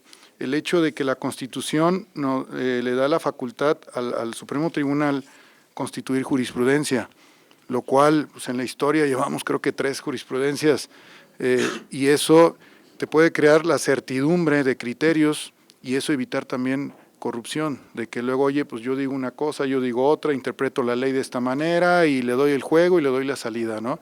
Entonces, al haber criterios jurisprudenciales que van a ser obligatorios para los juzgados, obviamente crea una certidumbre y quita juego a las primeras instancias para poder resolver de maneras diferentes. Esa es una. También hay otro, el tema de establecer la facultad que tiene por medio del presidente del Supremo Tribunal, propuestas de ley, de reformas. Es un tema que creo, hasta donde yo sé, sobre todo en tema sustantivo, en tema de familia, de bienes, etcétera, hay muchos asuntos que ya sabemos cómo se están resolviendo. Entonces hay dudas en la ley, o hay espacios, o hay ya leyes viejas que ya no están adecuadas a la actualidad. Entonces, a efecto de beneficiar a la sociedad, el Poder Judicial, por medio de su presidente, puede proponer reformas al Código Civil. Al procesal ya no se puede, pero el Código Civil sí se puede. Entonces, para mí es importante y creo que también no, esa facultad que tiene el Poder Judicial no la está desarrollando. Y ya por último, para no quitarles tanto tiempo, también la capacitación al personal, pero ¿en qué sentido? Más dirigida, cuando hay amparos y se resuelven de que tu acto reclamado, tu sentencia, pues tiene fallos. Entonces, yo creo que hay que tomar esa base de los fallos de los colegiados, de los tribunales federales, para llevar la capacitación en base a lo nuevo que está saliendo. Entonces, pero es una capacitación constante, tanto en jurisprudencia como en resoluciones que nos llegan a los tribunales día a día. Yo digo porque en materia mercantil mucho es amparo directo, no hay apelación. Entonces, sabemos, nos llegan temas nuevos y eso yo lo hago ahí en el juzgado. O sea, agarro mi personal y digo, a ver, porque si no estamos repitiendo. Y no les quiero quitar más tiempo. Le concedemos el uso de la palabra al Comité de Participación Social. Muchas gracias y felicidades por la participación y la persistencia. Es algo también que hay que destacar. Dentro de este esquema, algo que te diré que no causará extrañeza es que quienes nos dedicamos al ámbito de lo público, por el solo hecho de estar en el ámbito público, ya cargamos una losa de presunción de acto de corrupción, per se, en la percepción social. Más aún en el Poder Judicial. Entendiendo diversos factores que intervienen. Hay la diferencia entre dos partes, la que pierde siempre estará inconforme, pero independientemente de ello, hay una percepción, en otros casos, con elementos que permiten fundamentar la percepción de corrupción. ¿Qué hacer en el Poder Judicial después de una construcción institucional que causa descontento en la población, porque a pesar de los esfuerzos del Legislativo Federal, del Constituyente Permanente y del Legislativo Local, y de esfuerzos como los institutos de transparencia, como los comités de participación social, etcétera, de un entramado que se ha ido construyendo en los últimos años, seguimos teniendo no solamente la percepción, sino hechos concretos que todavía permean. ¿Qué hacer para disminuir esto en el Poder Judicial? Yo tengo muy claro dos puntos. Uno, que ya se está trabajando, que es el tema de transparencia, porque lo digo en mi caso, pues nos piden datos y nos hace falta un departamento que nos apoyen a los juzgadores a cómo difundir la información del trabajo que hacemos. ¿Por qué? Porque nos ponen la obligación directa a nosotros y el trabajo jurisdiccional y administrativo nos saturan. Entonces no podemos o no tenemos la capacidad para subir esa información buena de los temas que vemos, de lo que se resuelve y los tiempos que estamos resolviendo. Una. La otra es el tema tecnológico. Si hay un software, un programa, como en las empresas, donde desde disciplina tienen un tablero, de decir, oye, en tal juzgado ya llevan 30 días con una promoción que no se ha resuelto, pues que suelte y hagan una visita extraordinaria para ver qué está pasando. Al saber eso, desde el auxiliar que recibe una promoción, pues sabe que va a llegar arriba y va a trabajar. Es lo mismo en las empresas. O sea, los procesos los eficientas y eficientas tiempos también, porque a veces no son dolosos todos, sino es por una mala organización. Pero si tienes un programa, un esfuerzo y también manuales de procesos, o sea, administrativos, sí mejoras, en tiempos, hombre, trabajo muchísimo. Yo en el juzgado tengo mis manuales, los he elaborado, muchos me juzgan a veces de que andas así, pero tengo parientes que son empresarios y he visto cómo mejoran, entonces yo los hago acá y sí te funciona mucho y la percepción sí puede cambiar porque muchos temas a veces son retardos que no los atienden y es desorganización y falta de atención. Entonces, si tienes más controlado y más visto a la gente por un tema de software, es más sencillo hasta para el propio titular de un juzgado. El hecho de que tú sepas que tu gente tiene 3 días sin pasar al acuerdo una promoción, pues ya desde ahí lo empiezas a apagar el fuego. Muchos juzgadores nos enteramos a veces ya que está el problema y no es de uno, fue el notificador y no puedes estarles revisando por la carga de trabajo. Entonces, para mí el tema tecnológico es aprovecharlo de manera adecuada, o sea, bien dirigido. Muy bien. Diputado Enrique. De acuerdo con la presentación, licenciado. Bueno, yo también quiero decirles que conozco ampliamente aquí al licenciado Juan Pablo, es oriundo de mi tierra también, es de una familia proba, me consta de su carrera y demás, y de verdad te felicito por lo que has avanzado en esta carrera dentro de este Poder Judicial, y deseándote lo mejor de los éxitos, de verdad, Juan Pablo. Seguimos, y no seguiremos. Aquí está, ándele pues, muchas gracias. Gracias. Muchas felicitaciones.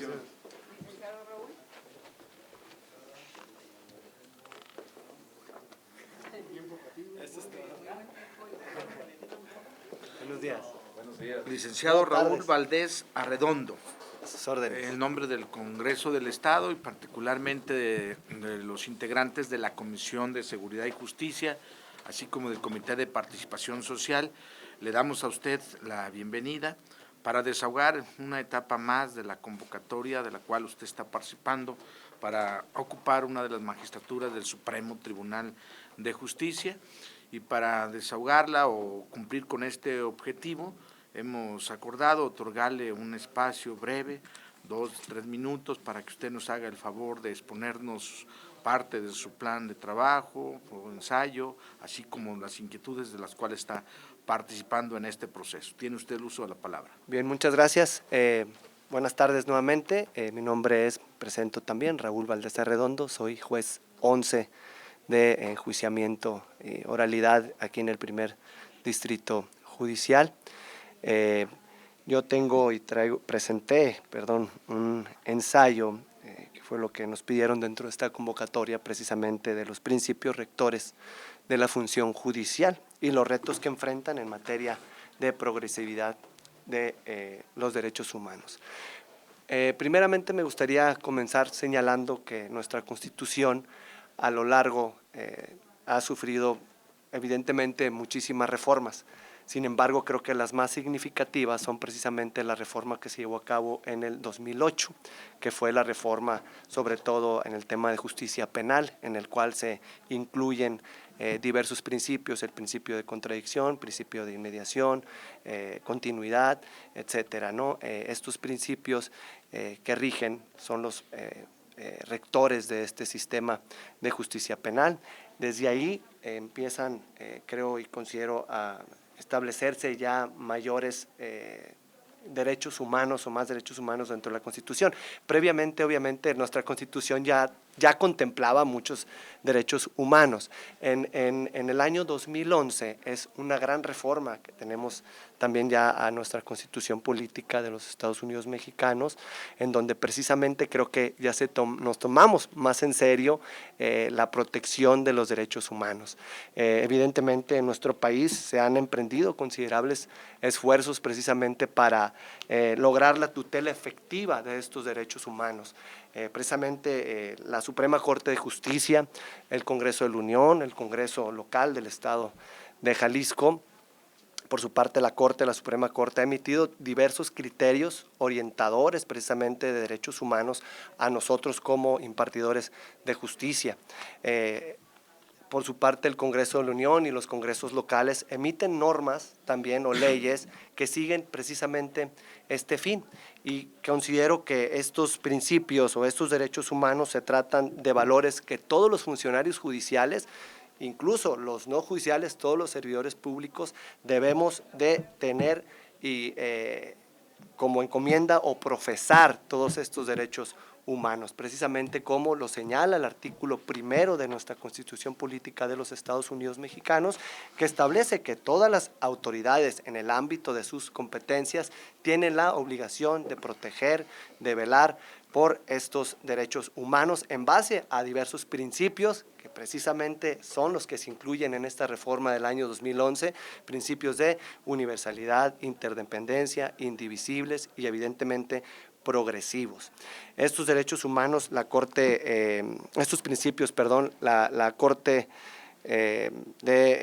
Comisión Nacional de Derechos Humanos ha definido precisamente un concepto de progresividad que señala que no es más que el gradual progreso de los derechos humanos para lograr su pleno cumplimiento, es decir, para que el cumplimiento de ciertos derechos se requiere la toma de medidas a corto, mediano y largo plazo para en base a esto, realizarlos de la manera más expedita o pronta estos derechos. Y en esos términos, la Corte también se ha pronunciado y ha dotado de diversos criterios, como ya lo señalé, a nosotros como juzgadores para tomar decisiones en base a esa progresividad. Es decir, incluso nos han establecido ponderación de derechos. En ocasiones nosotros como juzgadores, cuando resolvemos, si vemos una norma que puede vulnerar un derecho humano, evidentemente podemos realizar un control de convencionalidad ex oficio y poder inaplicar esa norma. En ocasiones, repito, haciendo una ponderación de derechos, tanto yo que me dedico en el ámbito penal, de la víctima o del imputado, tratando en todo momento sin lesionar, un derecho humano de una u otra parte. En esos términos, ensayo que realicé fue por su parte en ese tema de la progresividad de los derechos humanos, y que incluso también para realizarlo me basé en un código de ética y conducta que fue en el año 2021, 16 de noviembre del año 2021, que es relativamente nuevo, fue creado por parte del Supremo Tribunal de Justicia y el Consejo de la Judicatura, que precisamente habla también de otros principios que son rectores para la función jurisdiccional. Son principios que hablan de la austeridad, que hablan de la debida diligencia de los impartidores de justicia, de la disciplina, de la eficacia, de la eficiencia, de la economía y optimización, etcétera. No quisiera abundar más. Todos estos principios son que tienen relación con la Constitución en términos del artículo 17 constitucional, y básicamente son principios en los que yo fundé mi ensayo que presenté para esta. Le cedemos el uso de la palabra al Comité de Participación Social. Muchas gracias, diputado Hugo. Felicidades, señor Raúl. Muy clara tu exposición, muy claro el tema de la progresividad de los derechos humanos, creo que es un asunto fundamental en la impartición de justicia y que la ejerces en tu labor cotidiana. Además de felicitarte por el buen examen elaborado en Ceneval y la evaluación del Comité de Participación Social, que te pone en el ámbito superior de quienes participan en esta convocatoria como un candidato idóneo. Yo no tendría pregunta más que agradecerte la exposición y desearte todo el éxito en la siguiente etapa. Muchas gracias. Muy bien. Diputado Enrique. Señor Raúl, bueno, aquí hemos felicitado a los que han sacado 69, 70, aquí el licenciado sacó 75. Punto 86, entonces, la verdad, destacado el resultado de la evaluación, quiero felicitarte, licenciado, por eso. Nos conocemos hace tiempo, pero sí, me llama la atención en tu ensayo, haces mucho énfasis en el asunto de la falta de capacitación de los impartidores de justicia. ¿Cómo le harías para que se fortaleciera la cultura de la legalidad con esto que tú planteas en el ensayo? Sí, dentro de esos principios, ese es un principio que precisamente viene en el Código de Ética y Conducta emitido por parte del Supremo Tribunal de Justicia y del Consejo de la Judicatura. Este principio relativamente se enfoca precisamente a la falta, yo considero realmente, es falta de capacitación al personal. No solamente, creo que es muy teórico en muchas ocasiones la capacitación que se le da al personal del Poder Judicial. A lo mejor por alguna falta de recursos probablemente. Existe una comisión de igualdad de género y derechos humanos, y ellos son los encargados, o los que también depende del Supremo Tribunal de Justicia y del Consejo de la Judicatura, y ellos han sido los encargados de llevar a cabo o de alguna manera capacitar al personal del Poder Judicial, pero sin embargo creo que siempre ha sido algo muy teórico.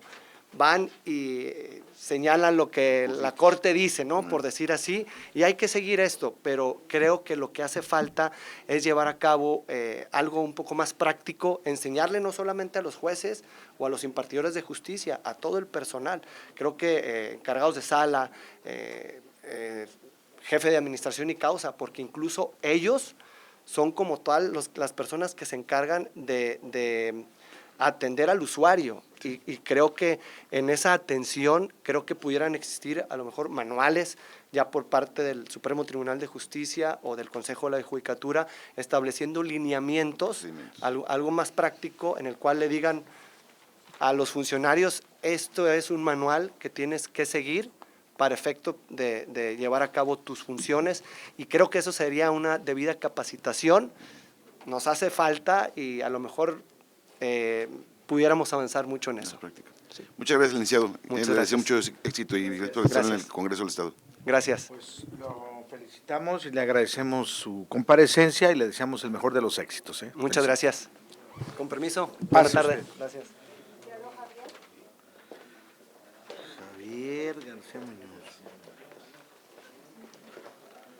Buenas tardes. Buenas tardes, licenciado Javier García Muñoz. El Congreso del Estado y particularmente los diputados integrantes de la Comisión de Seguridad y Justicia, así como los integrantes del Comité de Participación Social, le damos a usted la bienvenida para desahogar esta etapa que marca la convocatoria de la cual usted está participando como interesado para ocupar un cargo de magistrado del Supremo Tribunal de Justicia.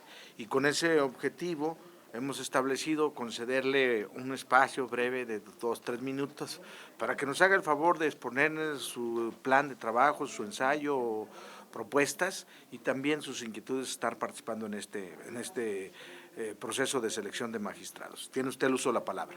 Muchas gracias, diputado. Buenas tardes, distinguidos diputados, integrante del Comité de Participación Social, ciudadanas, ciudadanos. En la evolución de las leyes se vislumbra una nueva era de paz y justicia, con una evolución del pensamiento a favor del Estado de Derecho, la justicia social, la fraternidad universal y la felicidad de los pueblos. Considero importante partir mi presentación con este pequeño pero trascendente párrafo para entender cuál es la finalidad de la función judicial, precisamente buscar la esencia de las leyes y aplicarlas de la mejor forma, entendiendo su naturaleza y el fin que persiguen. Me presento, mi nombre es Javier García Muñoz, soy egresado de la Universidad de Guadalajara, tengo mi cédula profesional desde hace 16 años, tengo una maestría en Derecho Constitucional, comencé mi carrera de servidor público en el año 2007 en el Consejo de la Judicatura del Estado de Jalisco, desempeñándome por un periodo de 2 años en cargos administrativos y jurisdiccionales. Espera un momento. No, estoy atento. Muy bien. A la edad de 27 años comienzo una etapa diversa al ámbito jurisdiccional, puesto que se me da la oportunidad de ser director de 3 diversos centros penitenciarios, el primero ubicado en Ameca, el segundo en Lagos de Moreno, y finalizando esta breve carrera penitenciaria en el municipio de Puerto Vallarta, en dicho reclusorio. Responsabilidad que me dio la conciencia plena de la aplicación de derechos humanos, el carácter de servicio tanto a favor de las personas privadas de su libertad como de sus familias. Desde esa función siempre estuve en la búsqueda de dar las mejores herramientas para alcanzar esa anhelada reinserción social. Después de esta carrera penitenciaria, en febrero del año 2016, tomo protesta como juez de control con adscripción en el 5º Distrito Judicial, ubicado en Chapala, y a partir de mayo del año 2019 funjo como juez de control, adscrito en el 1er Distrito Judicial, cargo en el que me he desempeñado hasta el día de hoy. La trayectoria del avance democrático e institucional que en los recientes años ha tenido el Poder Judicial de nuestro Estado nos muestra la necesidad de que las personas que aspiren a ocupar algún cargo importante pueda ser a partir de una carrera judicial definida y sobre todo conforme al apego de valores basados en los principios rectores del derecho que deben imperar en la función judicial en todo momento. Considero que cualquier persona que aspire a un cargo tan importante como lo es un magistrado, debemos tener un conocimiento profundo de los principios rectores de la impartición de justicia, así como estar dotado de las habilidades para su correcta aplicación en la práctica conforme a lo que dictan los objetivos del trabajo jurisdiccional, conllevando un proceso gradual que supone definir metas a corto, mediano y largo plazo, considerando que el disfrute de los derechos de nuestra sociedad siempre debe mejorar. Los funcionarios judiciales, en el ámbito de nuestras competencias, tenemos la obligación de promover, respetar, proteger y garantizar los derechos humanos y aplicarlos día a día en la búsqueda de un mejor equilibrio social. Buscaría que las partes en los procesos se encuentren en una paridad permanente ante la toma de decisiones, el profesionalismo y la legalidad, considerando tener la vocación y conciencia plena del carácter del servicio público a favor de la sociedad. Me comprometo a ser partícipe y promover ante las compañeras y compañeros magistrados la búsqueda de una mejor y más adecuada impartición de justicia, la constante capacitación jurídica en temas prioritarios como juzgar con perspectiva de género e inclusión, derechos humanos, grupos vulnerables, transparencia y la aplicación de herramientas tecnológicas que nos permiten la legislación vigente. La idoneidad para ejercer este cargo de magistrado parte de mi experiencia como juzgador en materia penal, donde día a día en mis audiencias busco tomar las mejores decisiones para una correcta impartición de justicia en un margen de legalidad, aplicando los principios rectores de la función judicial, asimismo mi trayectoria como servidor público y esa vocación de servicio que considero me ha caracterizado hasta hoy. Muchas gracias. Muy bien, le agradecemos. Le concedemos el uso de la palabra al Comité de Participación Social. Gracias, diputado. Muchas felicidades, licenciado Javier. Uno agradece la estructuración del dicho, como lo acabas de hacer en tu escrito. Felicitarte en el ámbito superior de la evaluación del Comité de Participación Social que llevamos a cabo en los días anteriores. No puedo dejar de preguntarte por el perfil profesional que has desempeñado. Gracias. Y en el ámbito que corresponde al Comité de Participación Social. Habiendo estado en el ámbito penitenciario en 3 diferentes lugares durante tantos años y después en la labor jurisdiccional, no es sorpresa decir que en ambos ámbitos se viven situaciones complejas, naturales, de desarrollo profesional, y que son de los puntos, de los focos rojos siempre en cuanto a la percepción de corrupción y en cuanto a la posibilidad de presuntos actos de corrupción en este ámbito. ¿A ti qué te ha tocado estar en estos ámbitos? ¿Cómo hacer? Mejorar la percepción es compleja, es un entramado mucho más grande, el mediático, etcétera, pero sin embargo hay hechos puntuales que permiten que le permitan a la sociedad pensar que es la preeminencia, el hecho de corrupción en ambos. ¿Cómo hacer? No solamente para la percepción, cómo hacerlo de manera práctica en esta experiencia que has tenido en 3 años y que es una parte fundamental, particularmente lo que le toca evaluar al Comité de Participación Social. Muy bien. Se abrieron las puertas de los reclusorios que me tocó fungir como director en ese entonces, o inspector general. Se abrían las puertas, la realidad de cada reclusorio es diferente entre uno y otro, hay realidades diferentes. Me tocaron realidades muy buenas, Ameca, Lagos de Moreno, Puerto Vallarta, no tienen sobrepoblación, no hay autogobierno. Fueron circunstancias que permitieron pues llevar a cabo la reinserción social con las herramientas que son necesarias, los 5 ejes de reinserción, y esa fue la experiencia, abrir puertas y que la sociedad se diera cuenta que estaban las cosas llevándose como deberían de ser. Incluso pues en las quejas de derechos humanos también nos fue bien, no tuve alguna queja relevante y pues en general eso fue. Muy bien. Un buen indicador. Gracias. Gracias. Diputado Enrique Velázquez. Gracias, diputado. Pues le agradecemos su comparecencia y le deseamos el mayor de los éxitos. Felicidades. Gracias, diputados. Hasta Sí. luego. Gracias. Sí. Buenas tardes. ¿Quién va a invitar las comidas? Ya estamos por concluir. Buenas tardes. Buenas tardes. Licenciado Juan Rodríguez Velarde. Correcto. El Congreso del Estado y particularmente la Comisión de Seguridad y Justicia, así como los integrantes del Comité de Participación Social, le damos a usted la bienvenida para cumplir una de las etapas más que establece la convocatoria de la cual usted está participando para ocupar una de las magistraturas del Supremo Tribunal de Justicia. Y para cumplir con este objetivo y desahogar la entrevista, le hemos concedido un espacio de 2-3 minutos, apelando a su comprensión por los tiempos, pero que nos pueda explicar de manera objetiva, breve, las razones, su plan de trabajo, el ensayo, inquietudes por las que está participando por este espacio de magistrados del Supremo Tribunal de Justicia. Tiene usted el uso de la palabra. Muchas gracias, buenas tardes. Agradecer primero que nada por el tiempo, por el espacio, la invitación. Es el tercer proceso en el que me toca participar y esta entrevista creo creo que me parece que han sido como las más extenuantes para ustedes, ¿no? Ha sido una tras otra, muy largo, entiendo lo que me dice del tiempo, y de forma breve nada más hablar de mi trabajo. El plan de ensayo que presenté, pues era tratar como de mencionar las formas en las que yo cumpliría con estos principios rectores de la función judicial, con el ánimo de tener una buena función como magistrado, ¿no? Y particularmente haciendo enfoque en la imparcialidad de que debe estar dotado todo funcionario público, pero principalmente como magistrado, la objetividad con la que debe de conducirse todo funcionario público, no solo como magistrado, incluso quien aquí expone con ustedes como juez. Este es uno de los principios que tenemos inseminados desde que empiezas en esta cultura jurídica o en tu trayectoria dentro del Poder Judicial.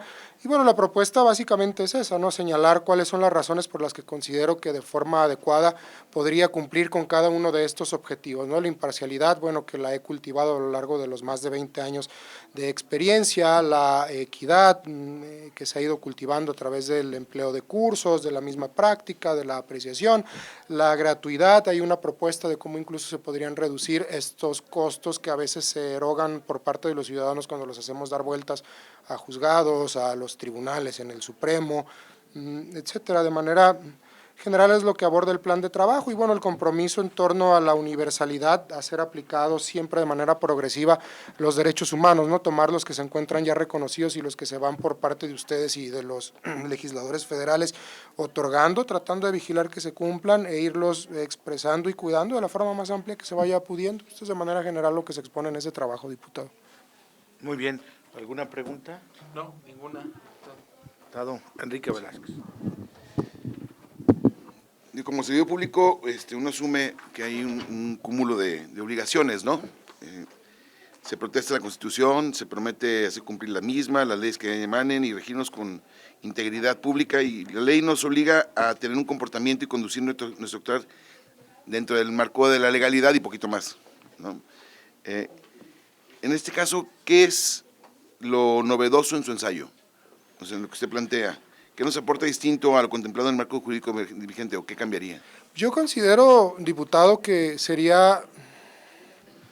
realmente estaría tratando de buscar algo que no le presento en mi ensayo. De decirle que hay algo novedoso, en realidad no lo hay. Hay una primera parte donde hablo de una propuesta de creación de un tribunal constitucional, pero es solamente un esbozo porque hablé de ello en la pasada convocatoria para el Tribunal Administrativo.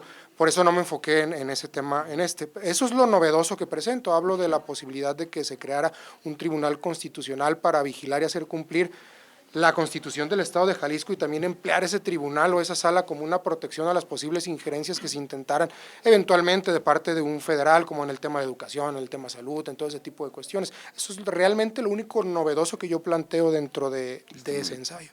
Muchas gracias, licenciado. Gracias. Gracias, ¿no? Pues le deseamos lo mejor y muchas felicidades por haber cumplido. Agradezco mucho por su atención. A usted. Gracias. Bye.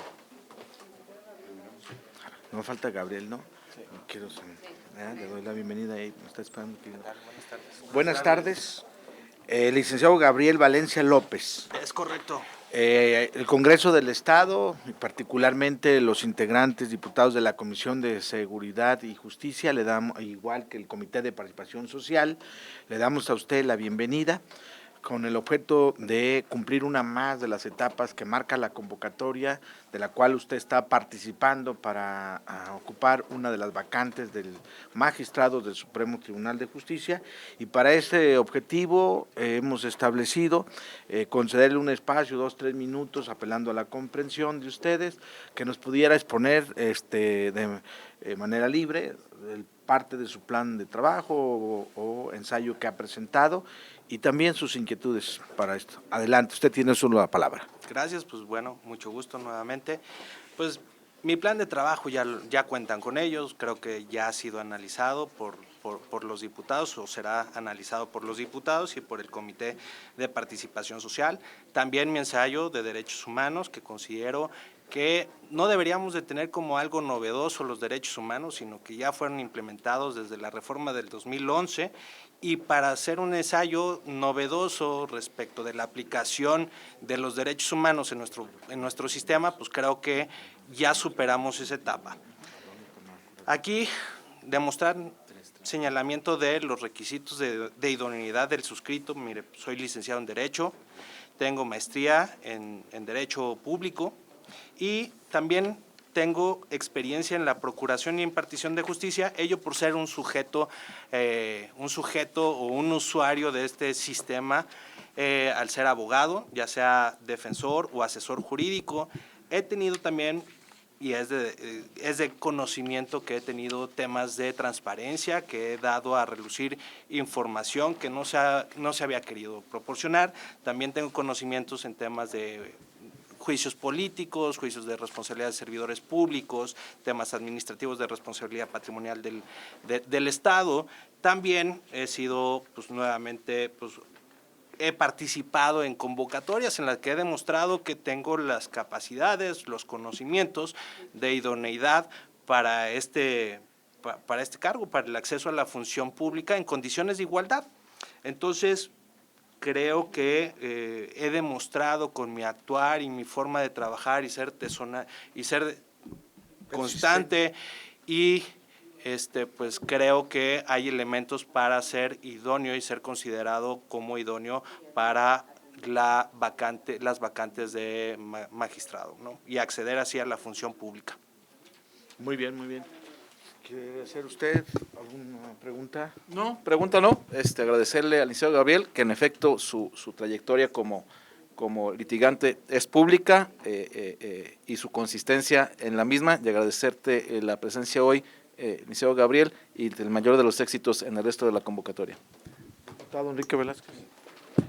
Yo quiero hacer dos preguntas. Primero, bienvenido Gabriel, me da gusto verte. Gracias. Dos preguntas. ¿Cuál es tu perspectiva sobre la independencia judicial? Y ¿cómo abordarías, cómo garantizarías que tus decisiones estén libres de influencias externas? Esa es la primera pregunta, la independencia judicial. Y la segunda es, ¿en cuántas convocatorias has participado, amigo? En convocatorias ya no sé, desde antes del 2017 participé en algunas cuando era un procedimiento distinto de elección, que era netamente pues, sin un proceso para elegir, donde nada más se lanzaba la convocatoria y pues bueno, eso denotaba también cierta, con la pregunta que la primera, pues denotaba que había decisiones que no hacían que la persona que accediera fuera independiente para la función pública. Yo siempre en mi actuar he sido apegado a derecho, siempre he visto los derechos humanos en mi función como abogado litigante penalista. Me toca lidiar mucho con arbitrariedades y he demostrado y he caminado en atención a los derechos humanos, ¿no? He sido constante en mi forma de trabajar y la independencia, creo que para lograr una verdadera independencia se deben de seguir los procesos como están establecidos en la norma, en la Constitución, y el no seguirlos pues permite establecer un sesgo de falta de independencia, ¿no? Entonces considero que la independencia puede ser catalogada dejando de la intromisión de poderes hacia el Poder Judicial y generando las condiciones de un debido nombramiento, como la Corte Interamericana lo ha establecido en varios casos, que no solamente la independencia es para garantizar que continúe la persona juzgando en la función jurisdiccional, sino que también respaldar su tema económico y también en los procesos de nombramiento. Pero bueno, eso pues vamos en este tema, ¿no? Creo que de ahí viene la independencia en los procesos que se deben de seguir conforme se están establecidos en la norma, primero en la Constitución, luego la norma y luego convocatoria. Agradezco mucho tu respuesta y la pregunta fue en el sentido de, platicábamos hace un momento antes de que tú entraras, acerca de la perseverancia, ¿no? De la gente que tiene objetivos, una y otra vez lo intenta, a eso me refería en el tema, más, la segunda pregunta que era personal, pero lo otro también era importante saber, porque tú te has caracterizado por marcar una diferencia, ¿no? En muchas cosas, y te lo reconozco. Gracias. Reiterarte Gabriel, la verdad, y felicitarte por tu participación en esta, agradecerlo y pues reconocer y desear el mejor de los éxitos. Gracias. Me da gusto verte y saludarte. Pues igualmente. Igual. Aquí estamos con permiso. Buena tarde.